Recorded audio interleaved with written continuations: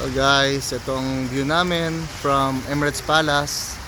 Sa kabilang mga ang Etihad Towers, Bab Alcazar Hotel, Grand Hyatt. Ang ganda guys. Ganda dito. Ito, galing kami sa itong entrance papunta sa lobby ng Emirates Palace. Ang si Madam. Where's Grant? Oh, si Grant ayun nakaupo na dun, oh. Ang ganda ng view niya, oh. Grant.